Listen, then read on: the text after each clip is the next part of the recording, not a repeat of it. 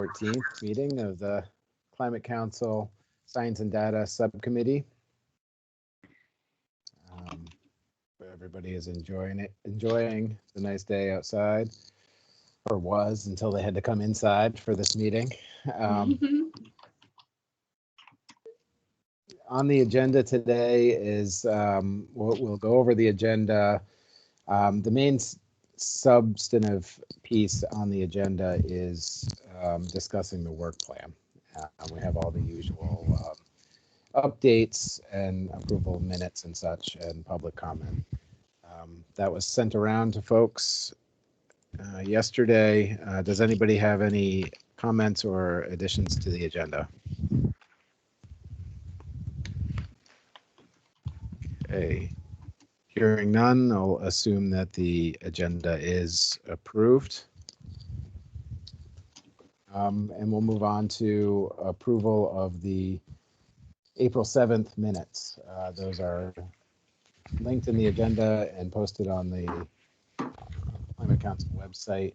Does anybody have any comments on the minutes?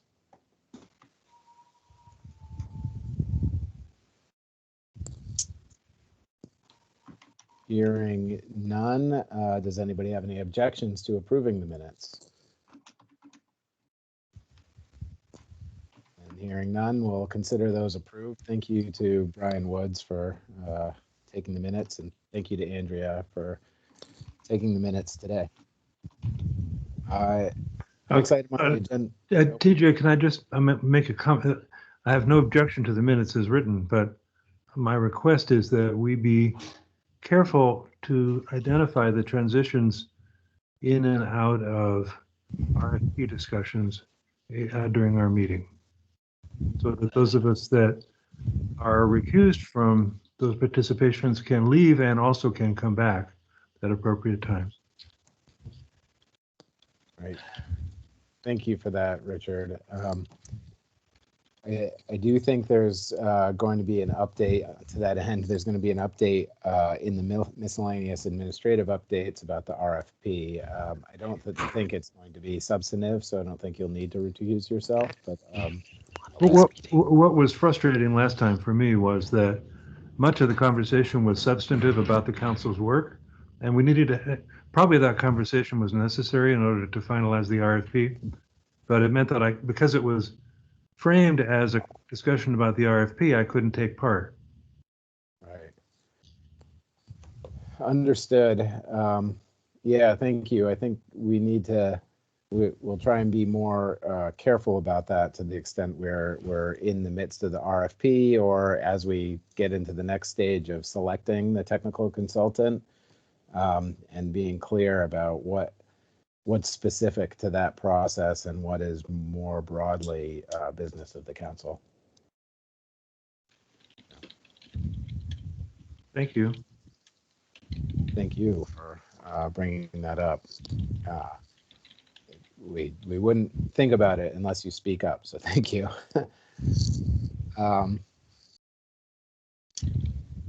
Okay, so moving on to the miscellaneous administrative updates. I'll turn this one to Jane to lead.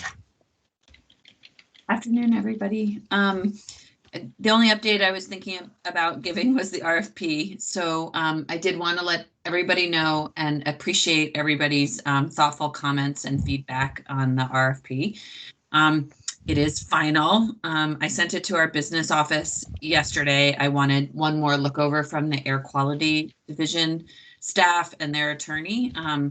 And I will note there was significant sort of changes back and forth around at the last minute, but that I received comments from the ag agency on the greenhouse gas inventory. And I actually reverted, I put some of those comments in, and at the DC staff thought that there were better ways to address their comments outside of the RFP process. And so I think what you all saw was the closest to final draft with which folks from this committee provided comments on. And so that RFP should be posted today. I did the bid sheet yesterday as well. It's with our business office. I did reach out to them just before getting on this call just to get an update, but when I had spoken to them on Monday, they thought a day turnaround was not a problem. So it should go up today.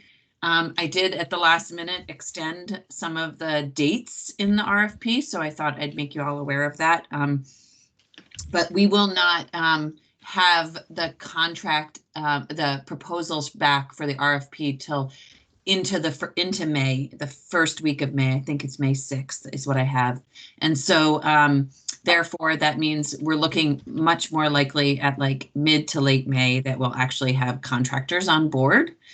So I just wanted to put that out there. But by the time the proposal went up and the timeline needed to put together such a substantive proposal, the recommendations were to extend the date a bit on the deadline for that.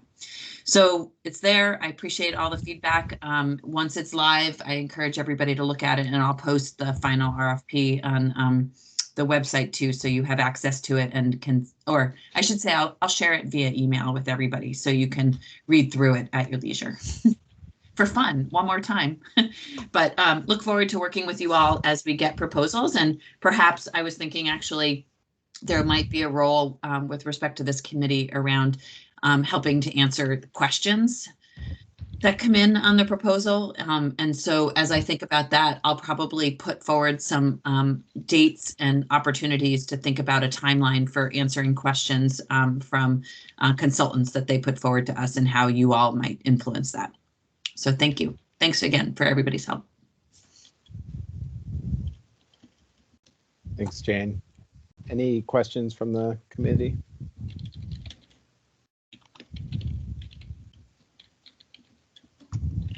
I just want to pause before we move on to just thank Jane. I had a bit of a peek behind the process in terms of how many different people were providing comments and how many different drafts. So just huge thanks to Jane for really deftly incorporating lots of different feedback into something that I think, you know, I'm confident and hopeful, very, very strong, and certainly much improved from its earliest version to when it went out, and I think is hopefully setting us a really strong foundation to get a lot of the technical support that we'll need for our work in the months ahead. So just there was a lot of work and coordination that went into it, and really, really grateful for the role that Jane played, and I think that because of all of the minds that added to it, it ended up being a pretty strong RFP. Yeah, I think so too. Thank you. Thanks for acknowledging that. But it was really a great collective process. So glad we got to a good place. Jane, speaking of collective process, so I just want to ask this in this context, and we can think about it in the work plan. This won't be substantive, so I think, Richard, you could come back if you want to and comment on this, but it won't be substantive on the RFP itself. But what role do you expect the subcommittee to play in, you mentioned questions, you know, helping respond to questions, but in terms of reviewing the responses to the RFP and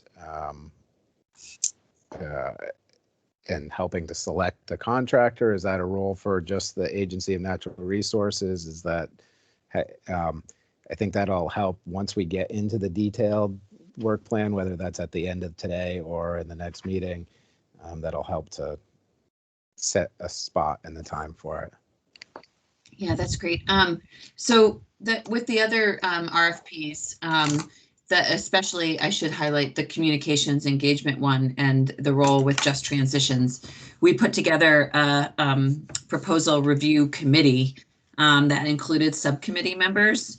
And so that could be the whole subcommittee if the whole subcommittee felt like interested in reviewing proposals, or you could self-select a few of you to step up and review and rank proposals to advance the contract. And so it was equal weighted amongst the agency staff who reviewed the proposals and the subcommittee members. And luckily, we all were in consistent agreement on how to move forward with the contract for the outreach and engagement. I expect that would be, I would hope, I should say, that would be similar for this contract.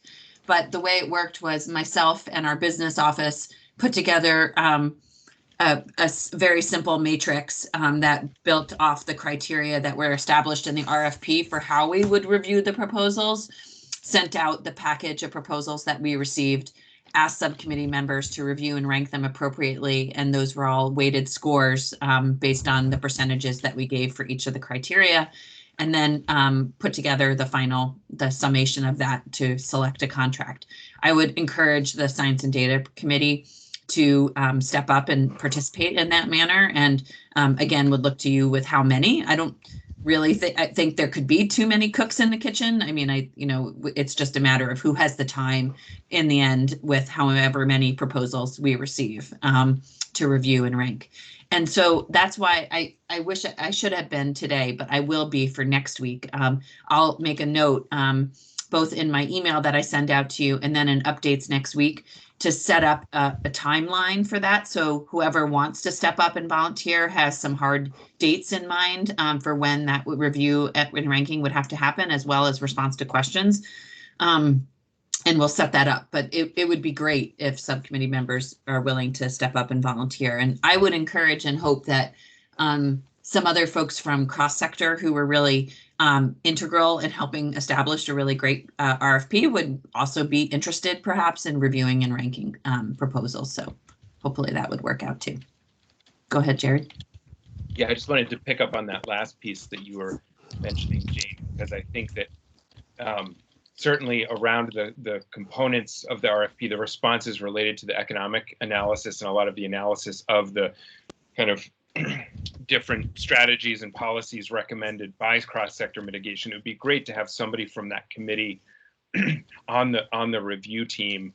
I mean, I would nominate, I haven't asked her about this, but given how helpful she was in designing the RFP and how knowledgeable she is about this, I would nominate Christine Donovan for that role. And there may be others on that committee that would be interested. Similar to that, I'm thinking about the role of review related to the carbon budget component and potentially having someone from ag and ecosystems as part of the review, maybe just in terms of coordination and ease of process. I wonder if that's something that, for instance, Lauren Oates might be involved with, since she is on that committee and is the liaison or appointee to cross-sector mitigation as well. And so just in terms of knowledge of how pieces fit together, those are a couple of names outside of this committee that spring to mind that we might approach about that. But we can discuss that further as we go. I would just say that from this committee, it'll be interested to see who may have the time and willingness to participate. I would certainly be happy to volunteer, especially because of the familiarity I gained with all of the RFIs and also the RFP through the drafting process. I'd be happy to volunteer to help be part of the review. Thank you, Jared. Appreciate that. And I'll just speak to Christine Donovan was obviously who I had in mind for cross-sector, so I appreciate that and hope that she'll play an active role knowing her expertise. And then I'll just suggest that in ag and ecosystems, while I fully appreciate Lauren's role, she is not on the task lead or in the group of working on the carbon inventory budget. So I might suggest somebody who was more intimate in helping us craft the language for the RFP and knows a lot about it. And that could even be just A&R staff with Ali Kasiba staffing the ag and ecosystems, the climate forester, who is really very intimately involved in that work. As well as a representative from the ag agency, either through their role in ag and ecosystems because of their interest in the greenhouse gas inventory and their interest in the carbon budget with respect to ag. So yeah. And I see Julie has her hand up, so hopefully, go ahead, Julie. Just wanted to add that I think it's going to be important to sort of make sure that the review committee remains small enough to be agile, that, there's a lot of different expertise people could bring, but I think at the end of the day, we want sort of the minimum number needed to do the job right and job well. And just wanted to reiterate Jane's point about that the contract is with the Agency of Natural Resources. And so I think it's both important and appropriate have agency staff have a majority stake in the review of that. And I think, Jane, your suggestion of someone like Ally to fill that carbon cycle role helps get that balance. But I'm hopeful we can land on a review committee that's maybe no more than 7 and ideally even 5 folks, also understanding and appreciating. And it is an enormous ask on people's time. Yeah. Great. So next steps, it would be really, I will send out the final RFP via email. I'm just finally seeing on Teams, our business office getting back to me saying that they're planning to post it this afternoon. They just made minor tweaks. So I just need to give it a once over. And so that's good to go. And I'll send out the final RFP to you all, highlighting some dates and timelines within it. And then, as Jared suggested, if anybody feels right now a strong urge to step up to help review, so I can start to keep track of volunteers and think about that number, that core number would be really great. We can also save that to next week as you get a sense for the timeline.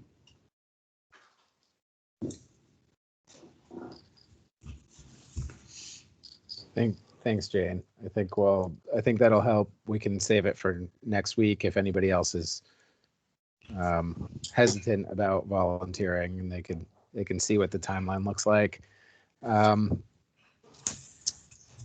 Okay, any other administrative updates? Jane? No, thanks. All set. Okay, so the next agenda item is just around the council. So does anybody have any updates from any of the other subcommittees? Can I retract my no other update comment? No. We're moving on. No, yes, go ahead, Jane. I do just want to, since it's very much administration of the subcommittee work, I do just want to administrative up, very brief. One, we have a Zoom account now, and barring any major objections, we should think about transitioning all subcommittee meetings starting next week to Zoom meetings, because we want to be consistent with the Climate Council, the steering committee meetings, all using the same platform. So I have an account, a Zoom account, and we'll work with subcommittee co-chairs to set those meetings up through my account for you all as the facilitator. And then second, I just wanted to draw everybody's attention to, well, Julie, why don't you provide feedback on the Zoom comment? Go ahead. It's not a Zoom comment, so finish what you're doing. Good. Just another update. The other comment was just to remind everybody that if there's a post for a coordinator position for the Global Warming Solutions Act, who will also bring some administrative capacity to the work of the council and these subcommittees, and just encourage folks, if you know anybody, to encourage them to apply. So thanks.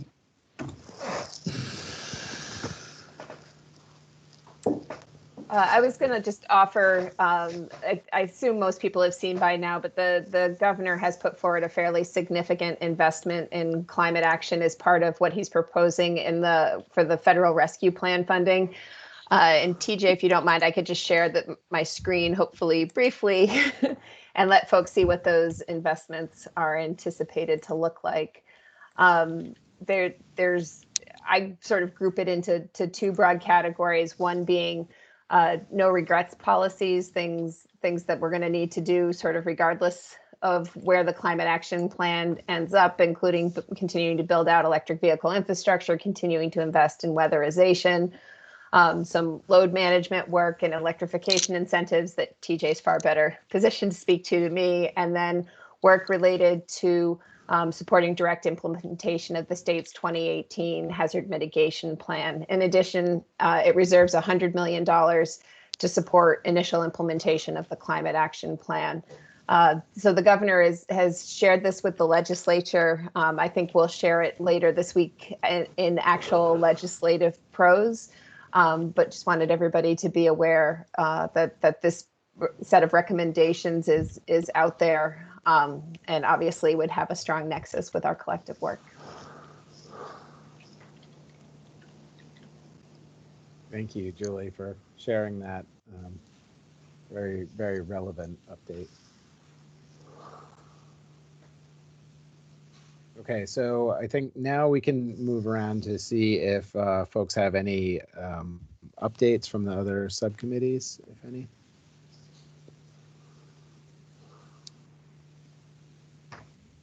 I know that I have not connected with the cross-sector subcommittee at all.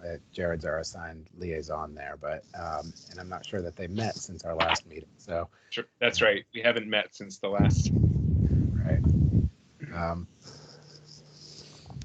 So not hearing any updates, which is fine. We're all still in pretty early stages of setting up our work here. So, oh, go ahead, Leslie Ann. I was about to say I did reach out to Ag and Ecosystems and have not heard back at all, but I did want to on the record state how excellent the entire Wednesday evening that Just Transitions put on last week was in terms of the all of the panelists, the information that they brought, the ideas that are now at the forefront, the ability to sort of reach deeply into so many different parts of the state, so many different peoples across the state. I wanted to highlight that they now have 4 co-chairs, 2 of whom are from the community. And so really, really looking forward to a lot of great things coming out of that subcommittee. So just wanted to go on the record for that piece. Great, thank you, Leslie Ann. Jared. Just one other thing I wanted to lift up from that great session that the Just Transitions Committee organized last Wednesday, especially from a data perspective. One of the most helpful things to me was the presentation. I may mispronounce her name, apologies, but from Professor Bindu Panikar at the Rubenstein School at UVM, and the mapping of health impacts by community, looking not just at kind of income disparities, but racial disparities. It's some of the first time that I've seen a lot of that data, and was really impressed by her presentation in particular, and thought it might have particular relevance to the Science and Data Subcommittee. I haven't seen that presentation or the sources posted yet, but when they are, I think that would be worth us kind of being aware of and tracking.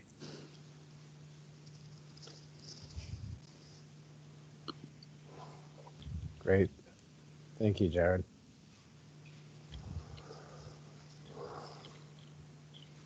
So I think we can move on to the next topic, which is the substantive portion of the discussion here on our work plan.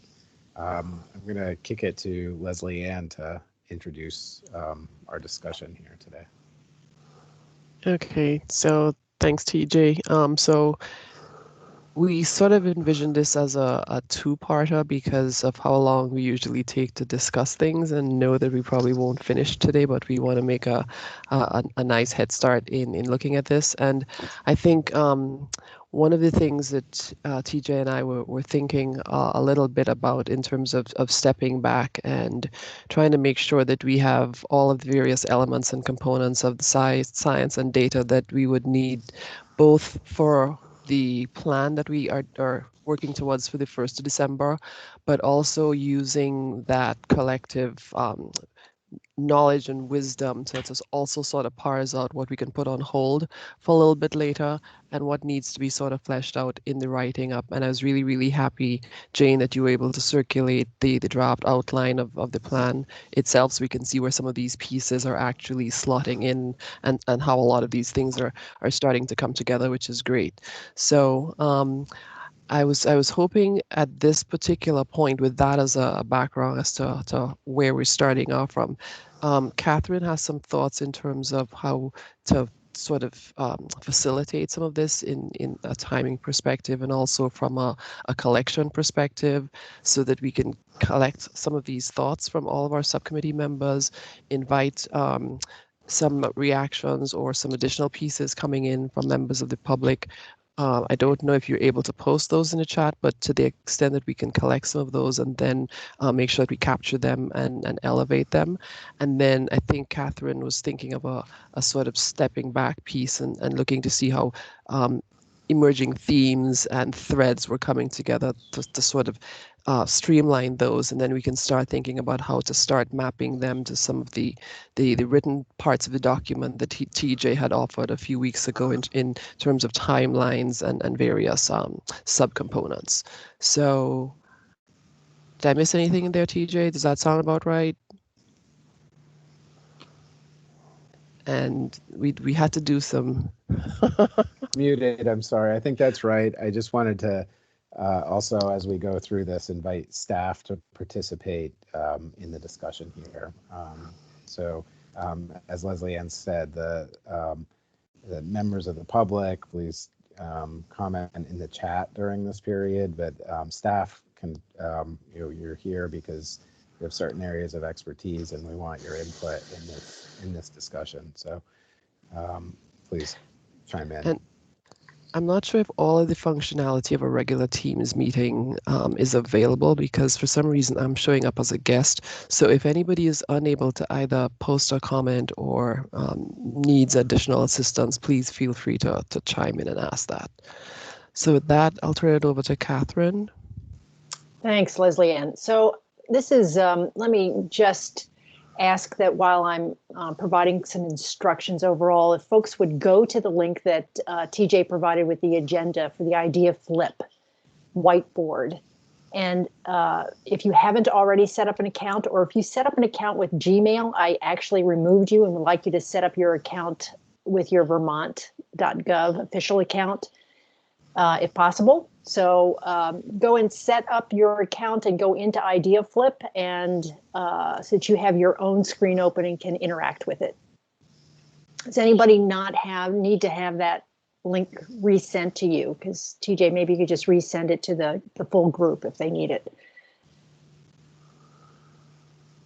And in the meantime, I'm going to share my screen. So people, those that are in the public, should be able to see what the rest of us are logging into right now. This is a whiteboard that we introduced last time, and the members of the subcommittee will be asked to add ideas by using the Post-it notes to the individual categories here of science and data that they would like to see this subcommittee gather over the course of the next 9 months, that they think are necessary for the work of the Climate Council, the sources where that information might come from. So places where this type of information has already been gathered by others. We want to be able to rely on the most current information we can. Oh, looks like I have an emergency alarm going off here. And then the stakeholders that we should be reached out to over the course of this process to make sure that as users and as sources of information that we're consulting with them at the appropriate times to get their input. So I think just to review for those subcommittee members, the simple instructions that you need for the moment are that you click on a Post-it note under the stuff to add to your right portion of your screen, and you drag it into the whiteboard, double click it, and then you can type on it and add your idea. That's pretty much all you need for now, but let me give you an idea of where we're going to go from there. As Leslie Ann said, what we'd like to do is get some of these ideas up, and you can start now if you're in. Go ahead and start adding, but get some of these ideas on the board. See what, where we're seeing some patterns in what people are looking for or suggesting that is needed. Talk a little, if we need some clarification, we'll have some time to just clarify those ideas. And then hoping that after we've discussed it a bit, we'll have some time for you to actually do a quick dot polling exercise, just to indicate what you think is the most urgent, the most important sets of science and data that are needed. I think that's where we're going to focus our attention on the dot polling for this first for your for this year. So things that you think need to be absolutely included in the work plan. And, you know, I have to take a step back, see what that looks like. And then finally, we'd like to take the, you know, a good 15 to 20 minutes at the end to really see what that might mean for the work plan that TJ drafted and circulated. Some of you have already commented on that.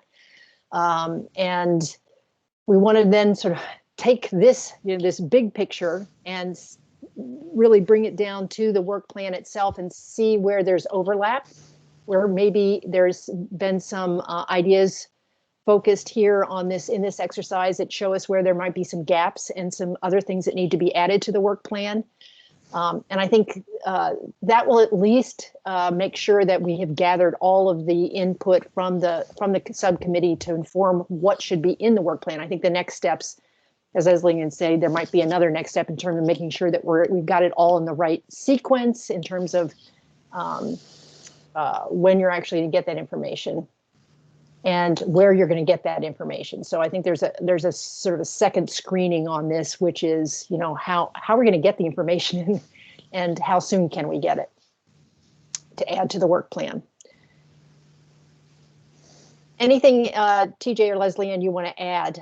Meanwhile, I'd like the public can at least contribute your ideas, and I will try my best to, although I can no longer see the chat now that I'm sharing my screen, but if folks that are attending would like to put their ideas into the chat, we'll certainly capture it, and if we can, we'll actually translate it into a Post-it note so that we can get it up on the board to the extent that we understand it. So I might ask Leslie and TJ if you can help with that, because I for some reason can no longer see the chat. I've got the chat open, Catherine, so I'll keep my eyes out for that. Okay. I'm just going to step back and let folks take some time to look at this, see what other ideas are going up. I think if you want to make something bigger, I'm going to make some of these ideas up here bigger. You just hit Shift and click on the Post-it note, and then you can expand it. Anybody having any problems with just the function of the idea board?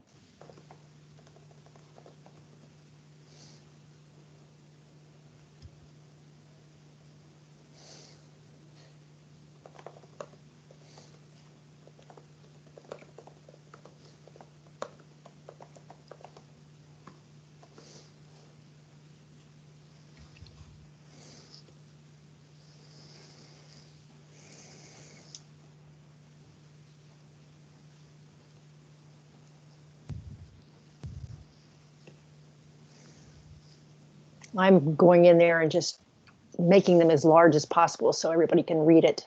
It's looking at my screen.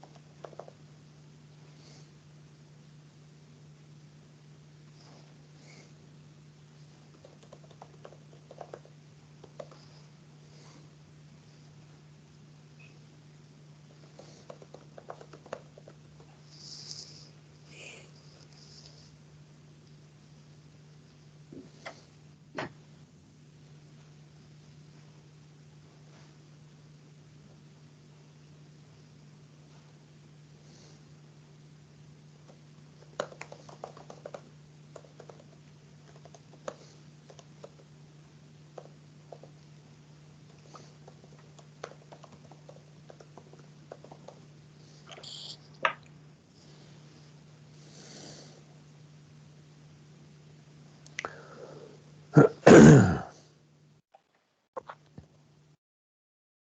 give it a couple more minutes.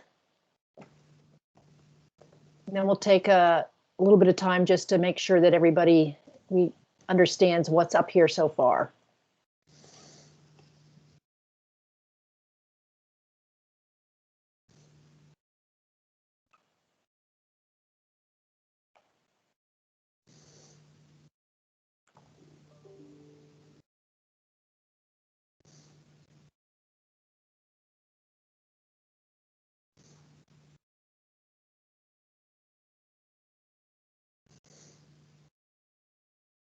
Whoops.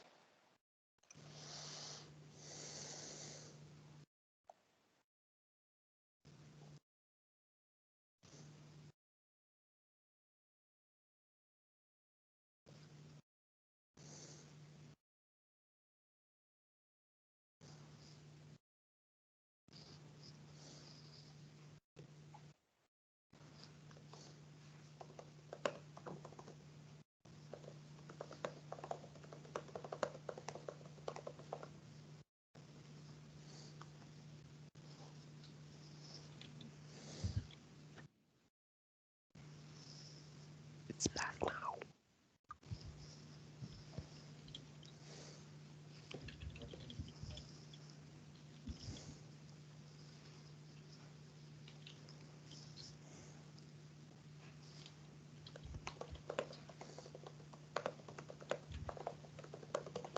Okay, one more minute and we'll wrap this up.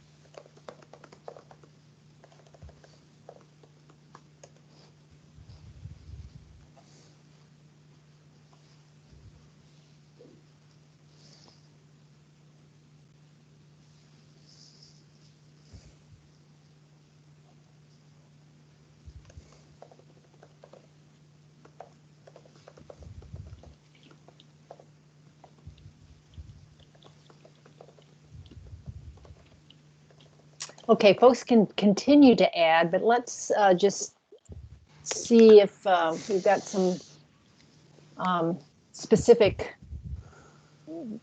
I guess, categories of ideas that I'm seeing here. I started to try to clump things together a bit in that vein, and I'm seeing that, for instance, up here, when we started to see a lot of suggestions for making sure that all greenhouse gas emissions, all forms of gases are being captured. Actually, I might have got moved. Properly account for all emissions. Also, how do we account for embodied carbon? And then there was another one that was sort of asking another question about making sure that we may have lost that one. So generally, just making sure that there is a accounting system that tracks all of the different types of gases from all sources. A couple of folks, we've got three on forest segmentation. I don't know if that was just somebody who copied because they agreed with that, but forest segmentation and fragmentation. So what, I guess, in terms of GIS data or some other forms of data to understand what the current or projections are for forest segmentation. Projections on actual changes in temperatures, sea level rise, precipitation, etc.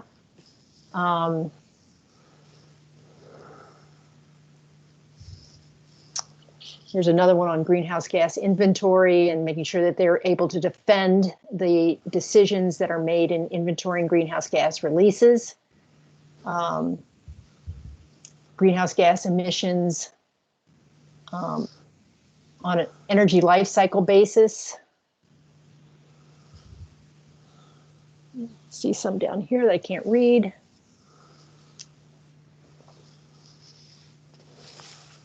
Leslie and TJ, do you see any specific ones that you wanted to draw out?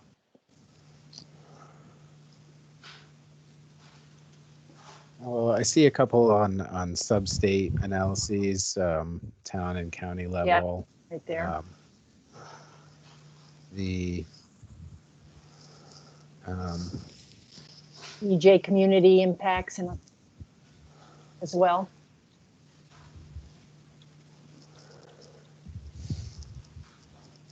I think data on infrastructure, what we have and what we expect to have going forward. I think there's a couple related to that.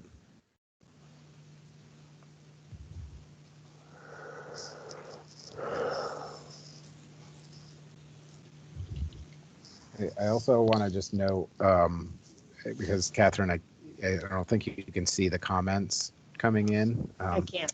There's a question if the whiteboard is available for viewing by the public, and I think right now it's just available on the screen share now, and for Climate Council members and staff to contribute to actually actively putting on the whiteboard. But there's also some comments on including measuring the emissions that we create by importing goods and services from out of state. That's a consistent comment that we've heard over the course of several meetings. Health and public concerns should fit in somewhere. I think that I did see human health in there in the science and data. And then also in the stakeholder column, youth, renewable energy, industry, education, and job training. Believe I saw that comment come in, and I tried to capture a couple of those and put them up. I don't know if I got them all. I think what might be helpful as well is, as folks are putting stuff in the chat, if they could identify which of the 3 buckets they had in mind when they made the suggestion, so that we don't put it in the wrong place.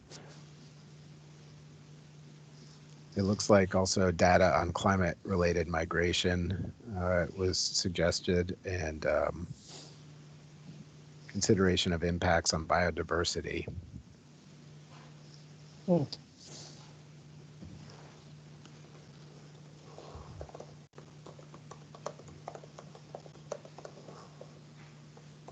I think I got all of those. I hope I did.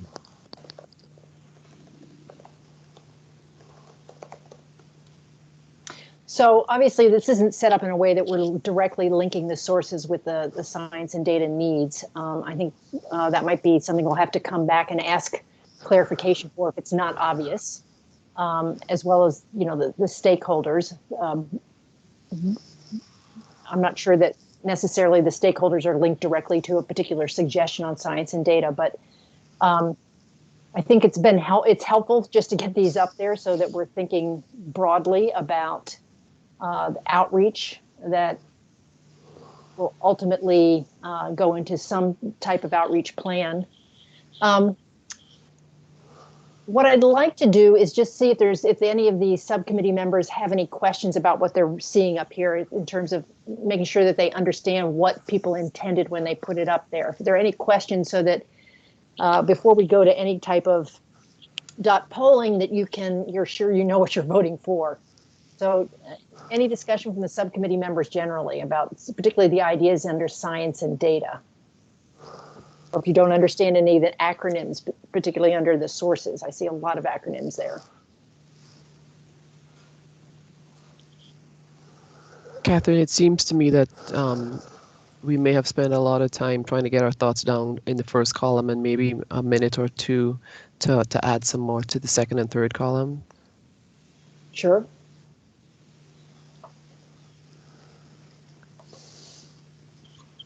One quick thought, I don't know if others were doing this or if it's helpful to suggest going forward, but if there was a source that was connected to a science and data piece. I tried to use the same color and shape sticky note so it'd be more obvious that they're connected. We may want to try and do that if you want to suggest a stakeholder that's specific to a source or a source that's specific to something in science and data. I wonder if that might make the organization easier for you, Catherine, or others who are involved in doing that, if we try to have some consistency around the colors and types of stickies we're using. Yeah, that's a great idea. Thanks, Jared. You can actually, if you put a sticky note up and you want it to relate back to a particular science and data need, you can click on it and you can change the shape and color. So if you want to go back and change anything, you can do that.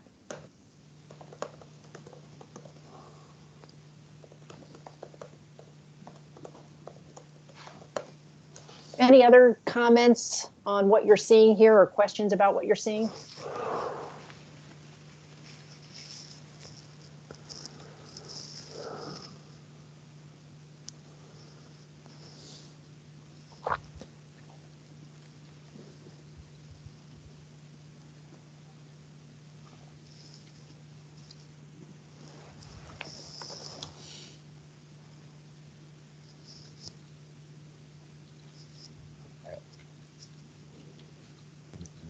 So as you're, I'm going to probably sound naive here, but what does VSCO stand for? Vermont State Climate Office. Thank you.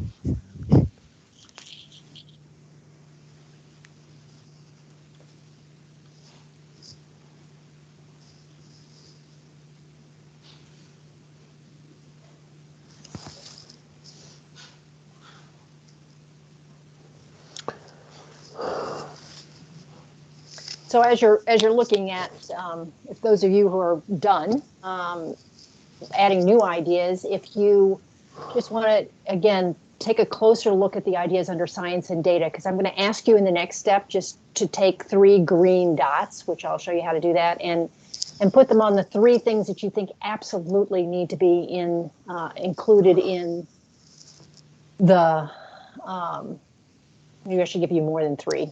You can, but at least 3 dots on the things that you think absolutely should be included in the work plan.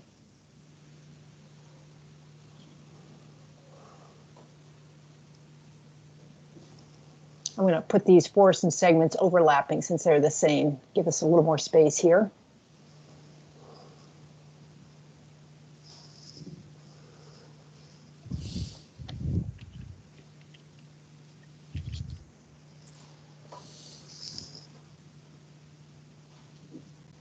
And does everybody know what HDD and CDO projections stands for?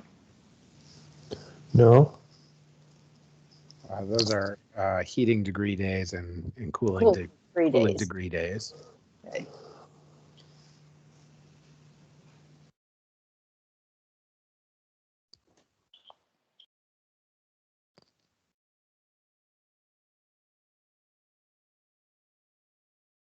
All right. If we've had enough time, what I would like to suggest is so that we can get to the, have a chance to see what the results look like, and as well as have a chance to talk about how they relate generally to the work plan. If you'll see in your stuff to add menu over here to the right, that there are, if you scroll down, there's arrows at the bottom. If you scroll down in that menu, you come to dots and spots. I'd like to ask you to take it 3 to 5. I'll give you a range, 3 to 5 dots, and put them directly on the Post-it notes that you think represent the science and data that you think absolutely should be in the work plan. And TJ, I don't know if you want to suggest any specific criteria, but I think generally speaking, we're just looking for what you think is urgent and important and needs to be included. Can we put the dots on more than 1 dot on an item, or is it 1 dot per item per participant? Oh, this is always one of those questions you get. For now, I guess I'd rather you I'm assuming there's at least three things different things that you would find important. So I'm gonna ask you to use them separately on separate ideas. Okay. I'm making up the rules as we go here. And Catherine, I was wondering, since the dots and spot colors are so similar to the actual post-it notes, I'm wondering if we could choose a different sort of icon to put on there, just to make them stand out a little bit more. Like a green check. If people want a green check, that might the green check or the reddish heart or something. Let's go for the green check. That's just below the dots and spots on your buttons and badges. So if you can drag one of those, don't worry about it if you've already used a green dot. I'm pretty sure we can see those. I see that they're a little harder to read on the green Post-its, but.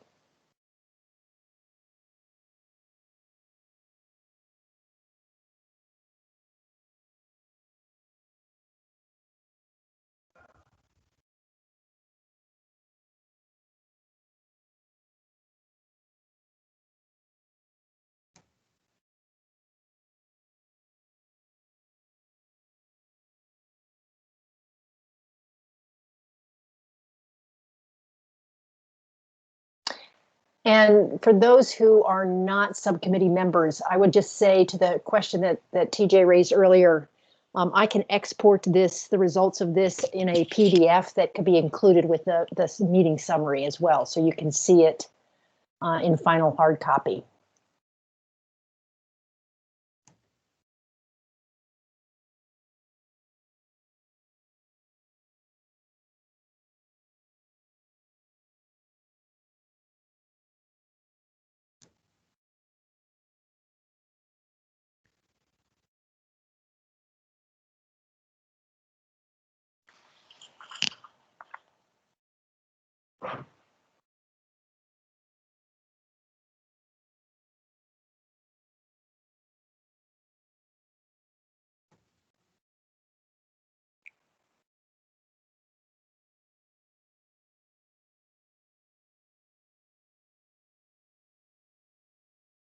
Okay, it looks like the voting is slowing down here. Anybody need a little more time?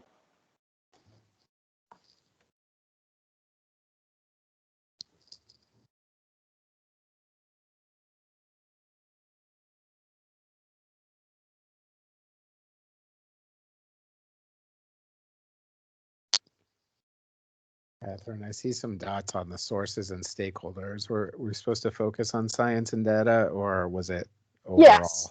Yes, we're supposed to focus on science and data, but so if you want to use another dot, if you've used one on the stakeholders and sources and want to use a couple more on the science and data, go right ahead. Not that it isn't helpful to see what people are thinking on these other categories as well.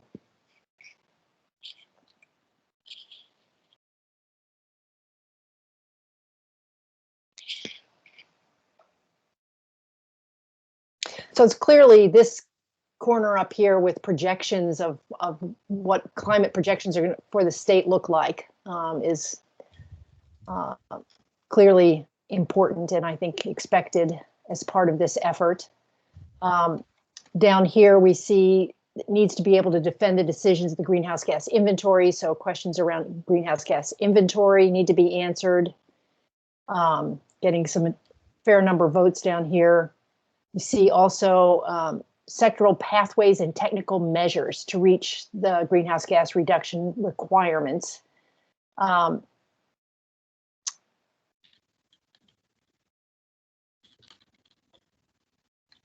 then finally, there's a lot of these that are getting at least 2 votes. So you'll see human health, impacts, life cycle greenhouse gas analysis. This should be tied to programmatic activities. Down here we have support substate analysis wherever possible. So the idea of getting town and county level data, EJ community level data might fit into that same bucket.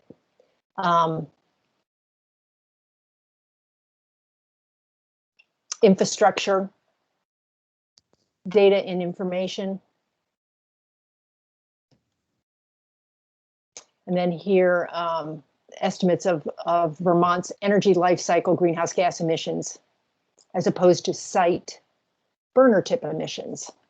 So that might go up to, I might add that up to some of the ideas up at the top about making sure that all emissions are captured, but this goes to sort of the method of making those estimations.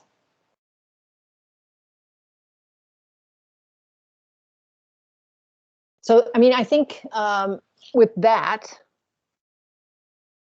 this is going to be, again, we can come back to this as necessary just to have further discussion about the sources and stakeholders. But I think what TJ and Leslie wanted to focus on next was seeing how this relates directly to the work plan that's already been drafted, a draft work plan, and what additional ideas might need to be added to that for fine tuning. So TJ, is this a good time to turn it over to you to share your screen on the work plan?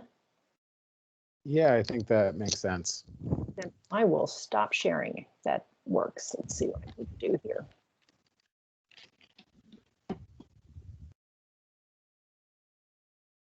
Not sure why I lost all my menu. There we go. And thank you for offering to include that, a screenshot or an export of what we see there. I think I was thinking that, and then you went ahead and said it, and it was great. So, you know, if I make an observation on what was there, there's a lot of dots on issues surrounding the greenhouse gas inventory, as we might have expected, and really understanding what's there. You know, what's in the work plan here about that is, at a high level, if I had to summarize what I'm sharing on the screen, is really just understanding what's in the current inventory, understanding the decision points, and then figuring out if there's other considerations or methodologies that we should either take within the current inventory or do separate from the current inventory, potentially in addition to the current inventory. And so there's a few different decision points called out in here. I think folks could ignore the dates in this work plan that I sent out, because we're already on the 14th here, but we did have the greenhouse gas inventory as one of these initial dates. Sectoral pathways had several dots on here, on the idea flip page. That when I think of that, I think of either the LEAP modeling from the comprehensive energy plan that we're hoping to share, that's in the work plan here currently on the 21st, but again, ignore the dates. And I also think of the EAN model that Jared's group does.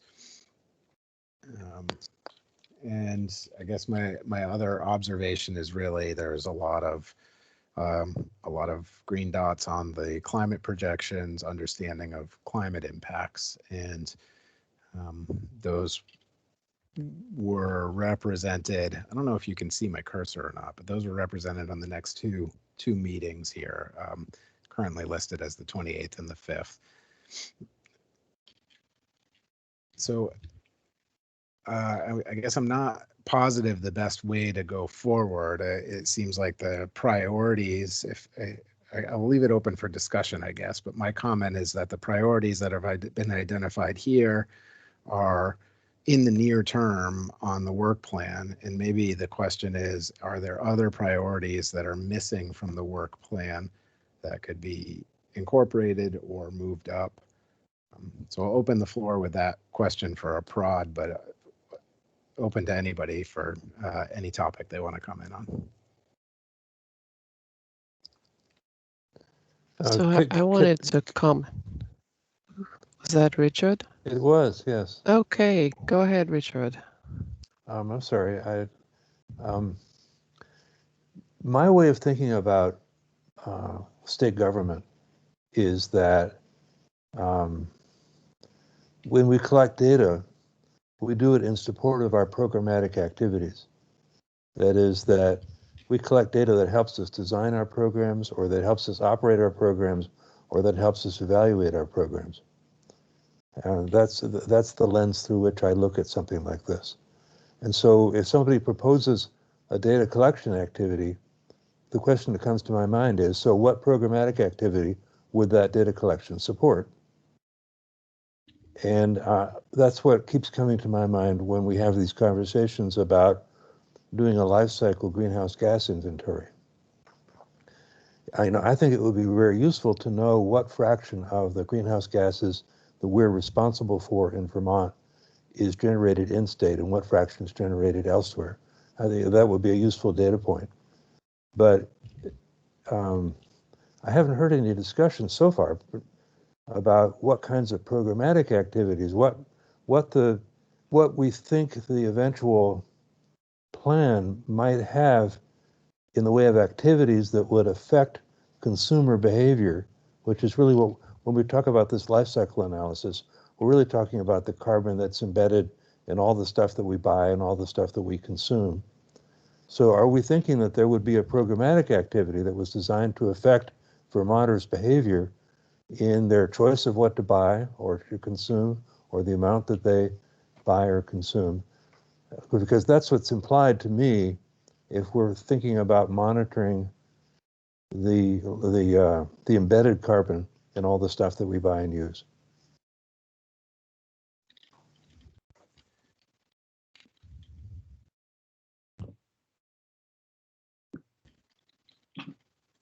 Silence follows. Eventually, I want to respond to that question, but I want to defer to Leslie, and since she was so kind at pausing.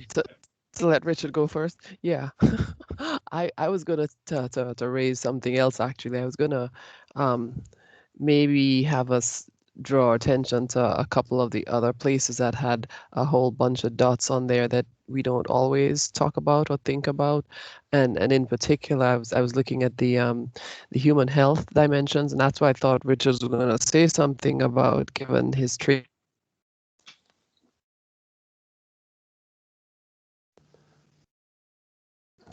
Looks like we lost Leslie Ann. I'll just say that I have been heard recently to say that I view climate change as the biggest public health threat of our time, and it's going to be the biggest public health threat of our time for the rest of my life, and for the rest of my son's life, and probably for the rest of my granddaughter's life. So I view it as the primary public health issue. I'll stop. So, so I guess the question, I want to try and not dive into the weeds and answer the questions, but just tee up for this is a discussion about the work plan, is that there's two threads there now on the table, one on human health impacts and one on embodied and life cycle carbon. And if we're going to analyze it, then how are making sure we have a purpose and why we're doing it. Like, are we going to use it in program planning? And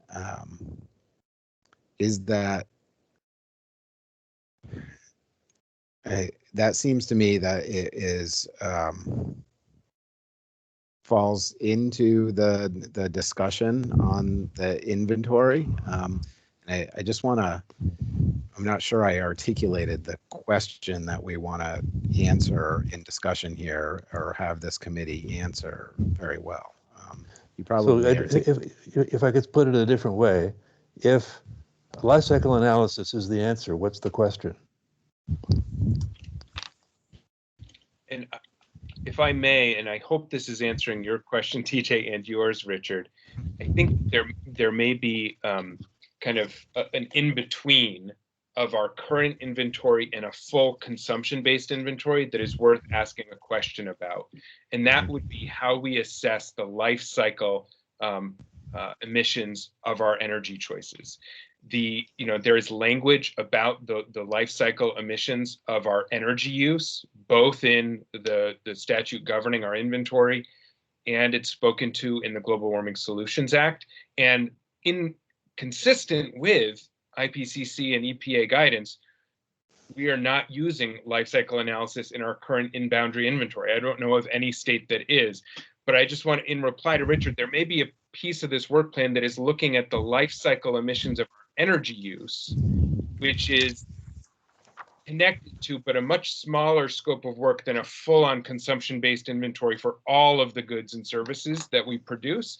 And I guess what I would say, the reason we might want to do that, the so what, or what kind of question is that an answer to, it's so that even if we're designing recommended policies, programs, initiatives to reduce emissions that would show up eventually in the way that we're tracking statewide emissions, we want to make sure that we don't recommend things that would only reduce Vermont's emissions, but would be a net increase somewhere else that would lead to leakage. So if, Vermont's emissions, in-boundary emissions, but increase somewhere else,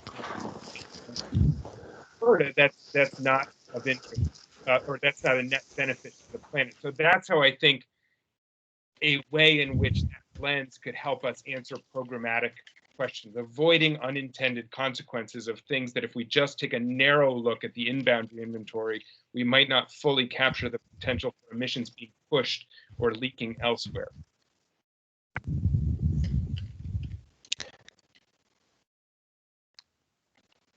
Thank you, Jared. I want to send it back to Leslie Ann quickly, because we lost you there for a minute. You were talking about on the thread of human health. Yeah, sorry about that. Just popped off for a sec there.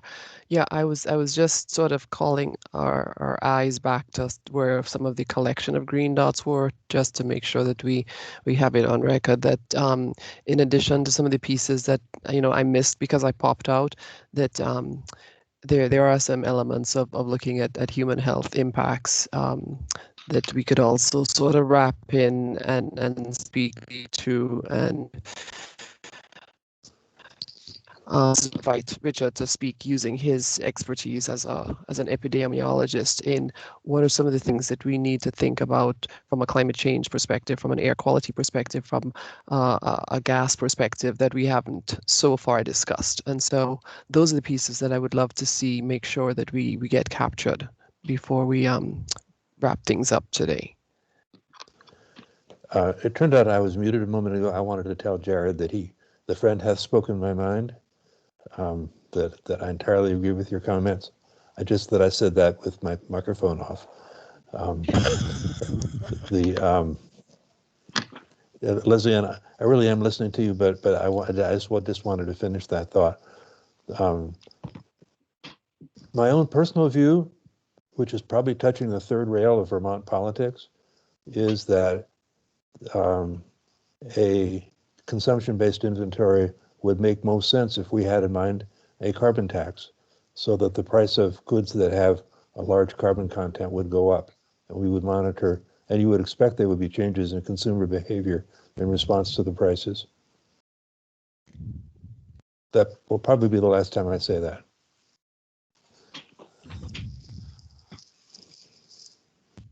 I want to invite any other subcommittee members who haven't had a chance to speak up here on any observations they've seen or want to point out on things that we want to be sure to prioritize in the work plan based on the exercise we went through. Yeah, TJ, I would just say that I think we know that the statute refers to emissions outside the boundaries of the state that are caused by the use of energy, and so that clearly it would indicate that we would need to take into account any upstream causes of emissions from energy usage. I'm not so sure what that means for consumption of other goods and services. That's not to say, however, that it wouldn't be useful to have that information. I think so long as it's clearly delineated, the difference between those two, I think that would be a productive outcome of the work plan.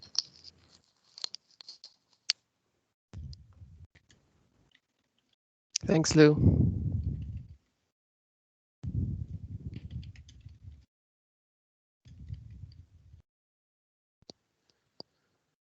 Yeah, thank you, Lou. Sorry, I was taking notes. I know we have minutes, but I need to write them down too. Our other observations, Jared, your hand's up again. Oh, I'm not sure if sorry. that was from before. Oh, it's from before. My bad.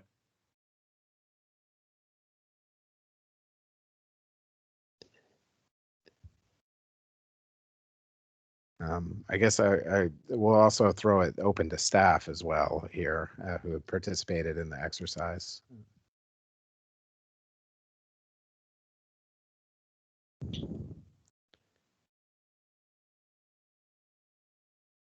Okay, so I'm cognizant that there's 15 or so minutes left of our meeting here, and I want to get a path forward on the work plan. It seems to me that there's areas that were identified that aren't in the work plan explicitly, or maybe they're kind of in there and not in there. I can take a shot at revising the work plan itself to cover some of those. I also think there's a lot of questions. It's clear there's a lot of questions on the inventory and exactly how we want to frame what's going to happen with the inventory, or what needs to happen, what our recommendations are relative to the inventory, I should say.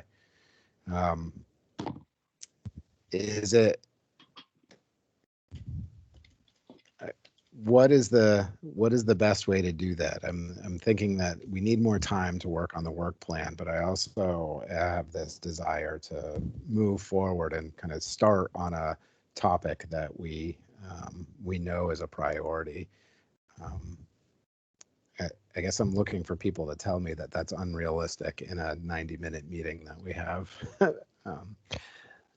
So TJ, a couple ways of responding to that. I know a couple of our members needed to pop off because they had family emergencies to take care of, and so they may need to sort of come back and see what we've done today and then be able to respond to that. At the same time, I think it may be helpful with these fresh eyes to go back and maybe start adding in some of those pieces that you're seeing, and then for some folks it's easier to respond to stuff that they have something to sort of stick at. So that might be that piece in there, and then others may need just a little bit more time to sort of cogitate and ruminate a little bit more as they reflect, and then be able to sort of help flesh out the work plan. So I think we have some pieces moving forward, and if you wanted to take the first pass through at revising some of this, maybe take off some of the dates, so like the 15th and the 28th and stuff like that, and then that might help sort of move some of the conversation forward, because I'm cognizant of, like I said, some people needing to pop off. They popped off like half an hour ago, and then others may need to sort of think about stuff a little bit more before they respond. Jared, go ahead. I would just add that in terms of pieces to add to include in the work plan that showed up in the idea flip, I'd be really curious to hear from Leslie Ann and Jay and others who know much more about kind of projecting climate impacts and climate modeling, and pieces that felt like there were a number of things that got a lot of attention and dots in that exercise, but it's not as clear to me that they're yet in this work plan to the same degree that some of the emissions stuff is. I'd be curious, like, to see the potential framing and, you know, what would be helpful there on what time frame. But I totally understand that. I think Jay's one of the folks who did have to drop off, right, like Leanne. So, but I just want to note that might be a specific area we want to focus on in terms of adding to the work plan. In terms of that first piece around the inventory, I would of course defer to Secretary Moore and staff from DEC, including Colin and Bennett, who I believe are on the call. But my sense is that you know, a lot of the information that will be required of the consultants to basically move forward some of the deliverables that are outlined in the RFP. A lot of that information is the same information that's going to have to be kind of organized and presented to them, I think, is prompted by a lot of the questions in this outline that we have here. And so I'd be curious to hear from that team either now or next week if they need more time to work on it about, what does a timeline in terms of gathering and presenting some of this information, both in response to the questions here and in terms of, what will be necessary to compile and present so that the consultant we hire can help with those tasks.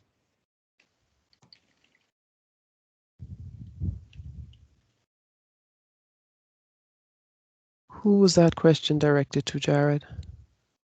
Whoever from ANR or DEC wants to answer it. And it may not be this week, it may be but it does seem that even if we're taking the dates off of this, since there was a lot of interest in this topic, and it is something that, is kind of a foundational piece and is going to need to be kind of prepped and organized for consultants, even on the timeline that Jane shared, where they may not be selected until the end of May. This is clearly work that's going to have to happen over the next couple of months. And so I'm just, if not today, maybe at our next meeting, be curious. Yeah, I mean, I guess, Jared, I might turn that maybe not around a little bit, but at least offer a friendly amendment, which I think is sort of making sure we have a complete understanding of what information currently exists. I think we'll be leaning on the consultants to do, if there is kind of additional research and assessment that's needed, I think we'll be leaning on the consultants to do some of that work. I also think we probably need to come to clarity, and I see TJ has it flagged. Apologies for the phone. I see TJ has it flagged in there about some of the tension, or at least inconsistency, between the charge of the Global Warming Solutions Act and what we might actually think is the best frame of reference and the statutory mandate the agency operates under. And so there's a lot of pieces there. But, my thought is, to the extent we're deviating from the direction provided to the agency in statute, that the work really needs to fall to the consultant in the contract. And our part of that would be sort of the existing data and making sure it's ready to be passed along. But would welcome Colin or Bennett or anyone else from the air quality program to weigh in as well.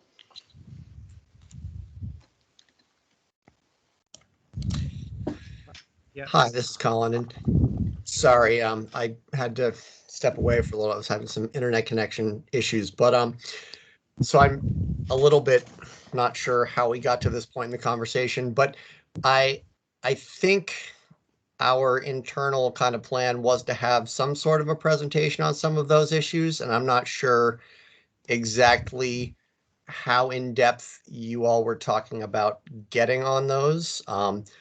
I see the few listed up there for the April 14th date. And I think having a discussion on some of those high level pieces is certainly a good idea, and kind of good to all be on the same page. In terms of kind of getting into the very specific kind of components and calculations, I don't know. Yeah, I think we'd have to have more discussion on that in terms of the value of that. And yeah, I'm not clear yet on what exactly kind of the relationship would be with the person or with the group who responds to this RFP and gets this work. So I'm not sure, but I feel like there's a lot of things kind of still up in the air with that. That's just, yeah, my take on it. Yeah, I think one thing that would be helpful, I think both for the subcommittee to understand and eventually the consultants, is basically just a summary of the methodological choices in terms of like what state inventory tools or what SIT tools from EPA do we use to model or estimate the emissions from different sectors? What type of, and just, I think a lot of this is already known, Colin and team, but I'm wondering if there's like a short summary of the methodology as it exists now, and then agreed that like potential changes or additions to that is a different conversation, but just kind of making sure that we're all on the same page about some of these are clearly laid out in the inventory. Some of the others are not apparent in footnotes. So it'd be good just to have them summarize the basic methodological choices and approach of the existing inventory. Yeah, and from my vantage, I would say I think that feels like a more narrow and reasonable request, and it is certainly, I think, would the consultants would reasonably expect us to provide to essentially provide the documentation behind our existing emissions inventory approach. It's doing work above and beyond that, where I think my strong preference is to see that led by the consultants, because it's different than the statutory directive that the agencies received, the direct statutory directive the agencies received. So, Secretary Morse, some of these questions are pretty highly technical, but the technical decisions have a strong impact on the results. But I mean, a simple example that comes to mind, and it's reflected in Jared's notes, is how, if at all, should we account for releases of methane in the process of extracting and transporting natural gas to the eventual user? Okay, and if you know, reasonable estimates for the percentage of natural gas that escapes into the atmosphere could lead to a doubling of the greenhouse gas impact of the natural gas that we use.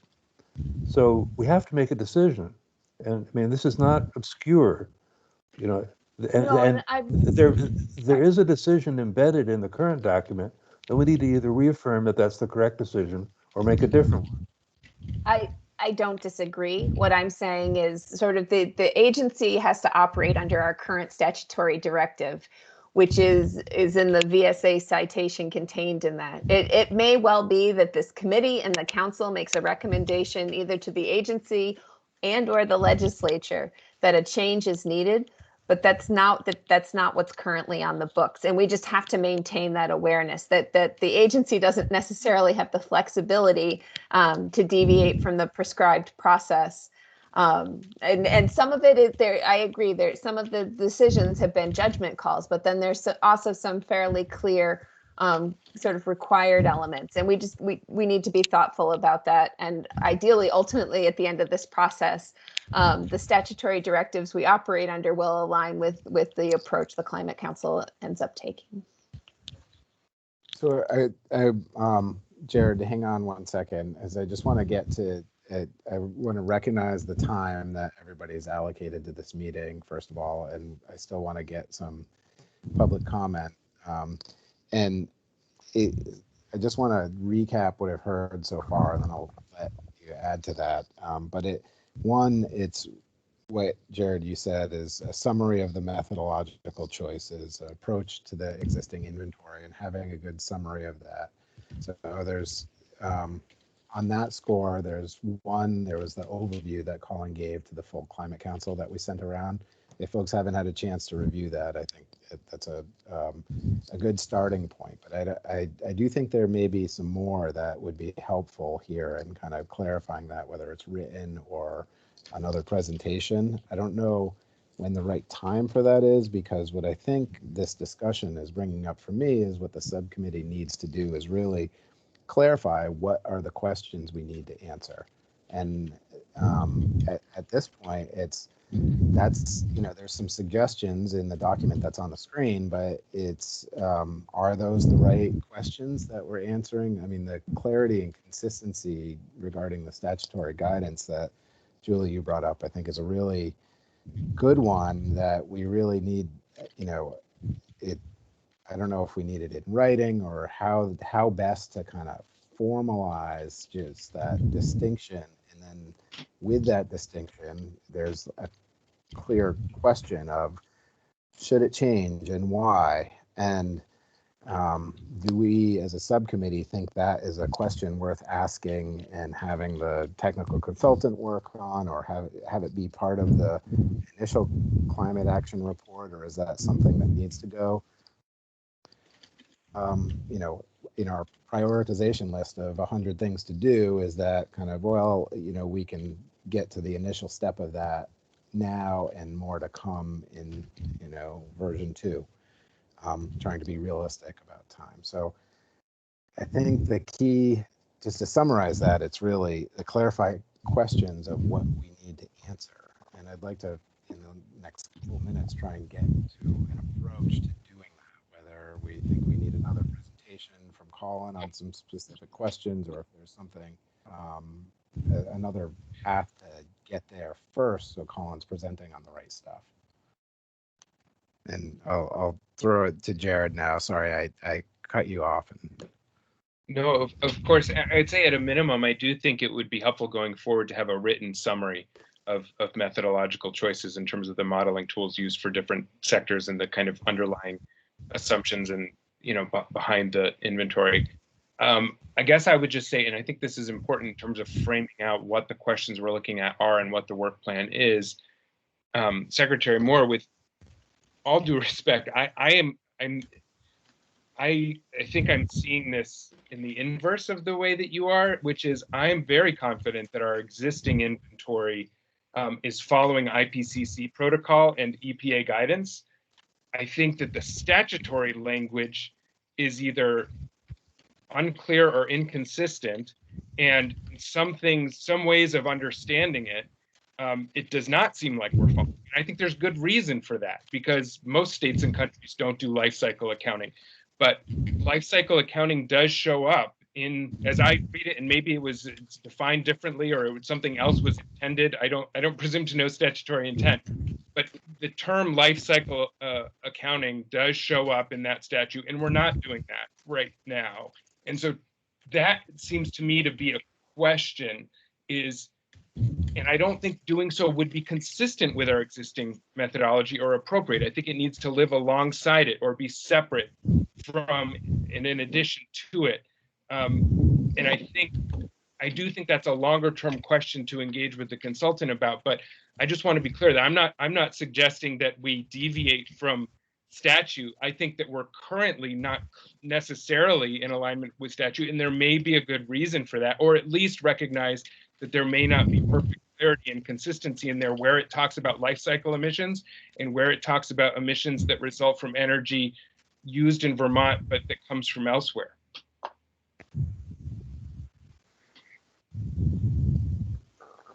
Okay, Richard, is your hand up anew, or is that an old one? It was an old one. Okay.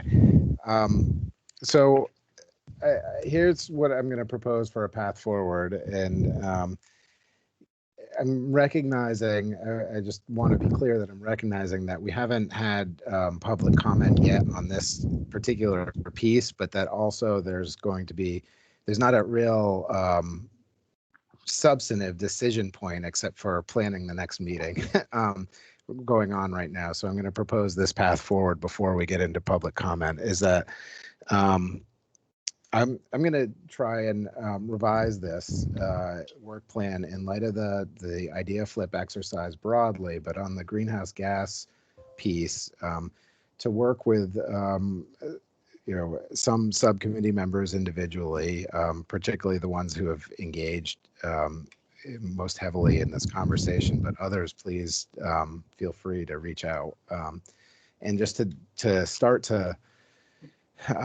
ask some questions. And I'm probably not going to get them right. Like, what are the questions that this subcommittee needs to answer on the greenhouse gas inventory? And I think even if I'm not getting them right, or we as a group who might work on this are not getting them right, then we can have that discussion next week. And so we can really get into what is it that we need to, what's the end result of this analysis? Take a look at the structure of the climate action plan and how is this fitting into what we need to report there. Does that sound like a reasonable path forward? Let me ask it. Do people object to that path forward or have additions to it that would make it better? Okay, I'm not hearing any now, so I will commit to working with. I think the DEC folks can plan for me to reach out to them, and others who have contributed to this discussion. I think can plan to reach out or to hear from me. Unless you feel like you don't have the time to do it this week.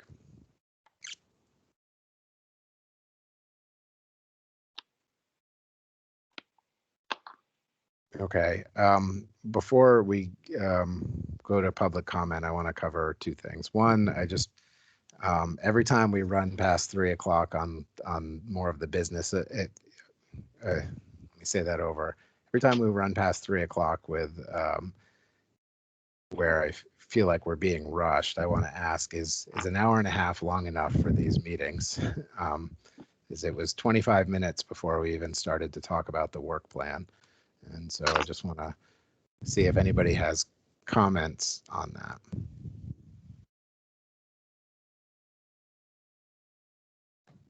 TJ, we may need to revisit as a broader discussion, perhaps at the beginning of next meeting. And I am going to deeply apologize to all of our members of the public who have not given their public comment as yet. But I need to pop off to another meeting because I'm the president of that organization, and we started that meeting like 3 minutes ago. So that just speaks to our point about maybe revisiting whether this is long enough as a time frame. So don't volunteer me for anything as soon as I disappear, okay? Will do. Thank you, Leslie Ann. Okay. No problem. So nice to see everybody. Okay. Any other comments from the subcommittee on what we covered today, or anything else? Really?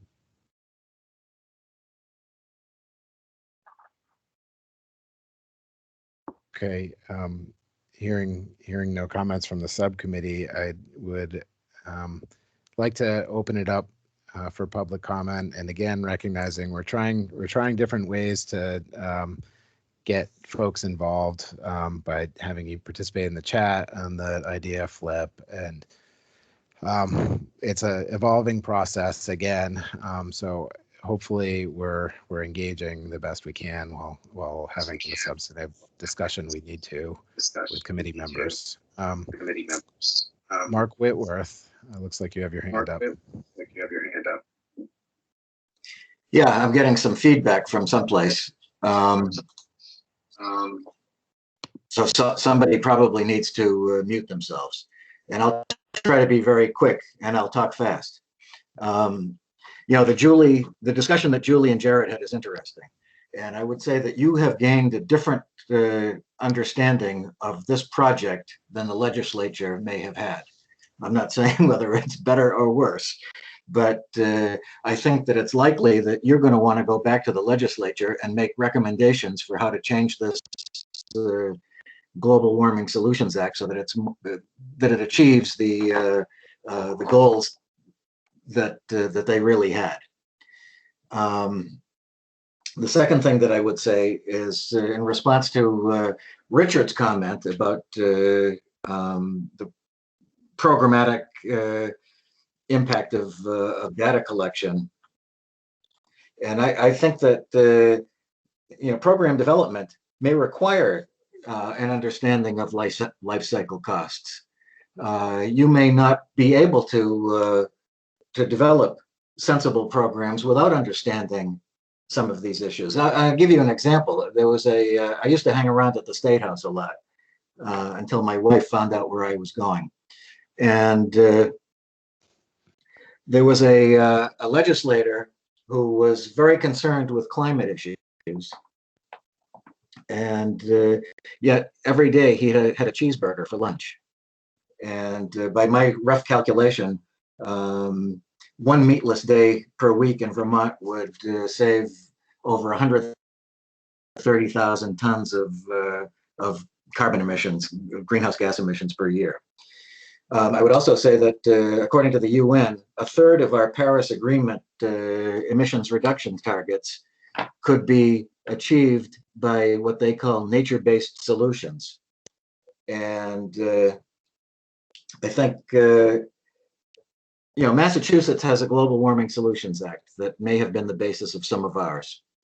One of the actions that's being taken as a result of their failure to meet their targets is this transmission line that's going to run from Quebec down to Massachusetts through Maine, doing tremendous environmental damage. This is not one of the nature-based solutions that I think the UN was talking about. We need to make sure that we avoid things like that. And the life cycle analysis may be the best way to avoid doing that. Thank you.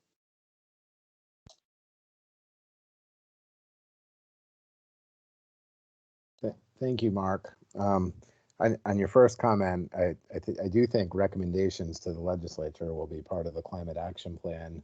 I don't think that by May, any recommendations, I think the legislature is speedily approaching, they have a month left, and this topic, while they're getting updated on it, I think fairly regularly in certain committees on what's going on, they're not prepared to take testimony on making changes to the act. That's at least my perception of it. And I appreciate your points on life cycle analysis there and unintended consequences. So thank you. George Gross. Afternoon. George, you're unmuted. Go ahead. You're on. Yeah. All right. Can you hear me now? Right. So I'm going to chime in with Jared's comments about life cycle emissions and inventorying them. I think one way to think about this is as an independent policy support tool, decision-making tool that you use. Basically, you would have a forecast, say, for a particular policy that you expect. You might do a second forecast for a second policy that you would expect to reduce greenhouse gas emissions. And then you could compare them using the tool. You could start a deployment of a particular policy and track the emissions using the tool and compare it against your forecast and see if they're on target. Basically, what I guess getting towards is it is always going to be A&R's responsibility to do the reporting they do at the EPA and IPCC, and the purpose of their inventories remains the same. The methodology will remain the same. That doesn't preclude the Climate Council from adopting one or more types of inventory. The initial one, as Jared indicated, would be potentially, I think, best served by doing a upstream and life cycle analysis of our various fuels and energy sources we use in Vermont. And then in a second phase, broadening the scope of what we look at to include all the various 500 or more different consumer items that are typically placed in a consumption-based emissions inventory. As far as actually being able to measure it, I think one of the things people could do as a recommendation is you have some kind of an estimate of the life cycle emissions for each product that you want to have monitored, and allow people to scan a QR code at the retail outlet that tells them with their smartphone app what's the emissions of that product before they buy it. And there are probably many other ways you could think about promoting this so that people get aware of the carbon content of what they're interacting with and putting in their house. So that's kind of the short version of why I think it's been kind of a tempest in a teapot. The legislature understands the value of life cycle emissions, and they put it in the statutory language for good reason, I think. They didn't really give you instructions on how to interpret that. And I think the best way forward, frankly, is to develop a decision support tool that embraces life cycle emissions of energy use and consumed in Vermont. There you go.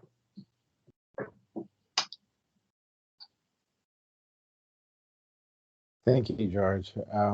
Yeah, I think these threshold questions that we're going to ask, and really what are the right questions, and then will help frame up some of those options, like the QR code. Is that a path that we are going down? I think that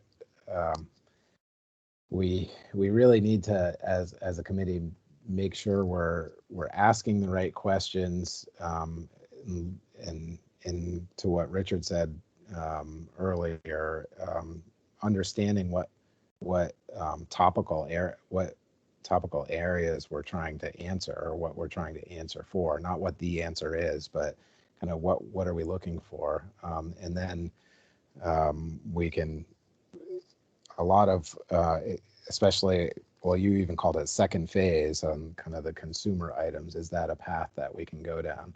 And I'm hopeful we can get past these threshold questions, so we all have a good understanding on where we can go, and how we can think about some of the things you just raised.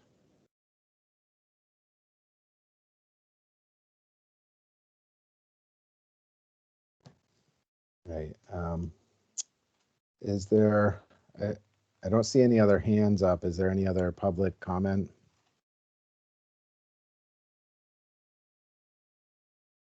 Okay, hearing none. Thank you all. Thank you all for staying long. I apologize for my time management on the meeting, but it was a good discussion here. We'll look to send out some a revised work plan, and which will hopefully frame up some of these questions either within it, embedded in it, or separately on the greenhouse gas inventory. And I will try to do that before Tuesday, which has been my norm, but I want to give folks more time to the extent possible. I also will get the export of the whiteboard or the idea flip chart out to folks, so we could think about that more, and in light of the rest of the work plan and what we might have missed going forward. So thank you all again. Enjoy the rest of the day, and we'll see you next week.